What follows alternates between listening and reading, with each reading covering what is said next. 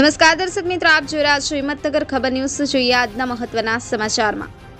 હિંમતનગર તાલુકાના ઇલોલ ગામે એપ્રોચ રોડનું કામકાજ ચાલુ હોવાથી નાગરિકોની તેમજ દુકાનદારોને થોડા સમય માટે નાની મોટી સમસ્યા ભોગવવી પડશે। હાલ તો આ રોડનું કામ ચાલુ હોવાથી પંચાયત દ્વારા લેખિત અને મૌખિક જાહેર જનતાને જણાવ્યું છે કે આ રોડનું કામ હાલ ચાલુ હોવાથી 20 દિવસ માટે અવરજવર કોઈએ કરવી નહીં અને ઉપરોક્ત બાબતોમાં સંપૂર્ણ સહકાર આપવો।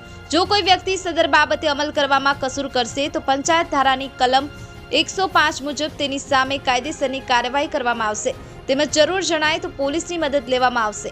ઇલોલ પંચાયત દ્વારા ઇલોલ ગામની જાહેર જનતાને જણાવ્યું છે કે ઇલોલ ગામે તારીખ 13/2/2025 થી ગામનો એપ્રોચ રોડનું કામ ચાલુ હોવાથી ઇલોલ પાણીની ટાંકીથી જૂના પીએચસી જૂની સિવિલ સુધીનું કામ ચાલુ કરેલ છે।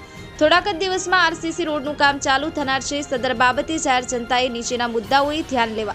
ગામના તમામ દુકાનદારો, ડેરી તથા અન્ય નાના મોટા ધંધાદારી ભાઈઓએ પોતાના ધંધાર્થીનો માલ સામાન હેરાફેરી માટે અગાઉથી તકેદારી રાખવી। આપની દુકાન આગળ વાહનો પાર્ક કરવા નહીં, તે જગ્યા જાહેર જનતાના અવરજવર માટે ખુલ્લી રાખવી। રોડની બંને બાજુ બ્લોક તથા પોઈતળિયું કોઈ દુકાનદાર કે ઘર માલિક ખાનગી રીતે કરાવે તો રોડ લેવલથી નીચું રાખવું।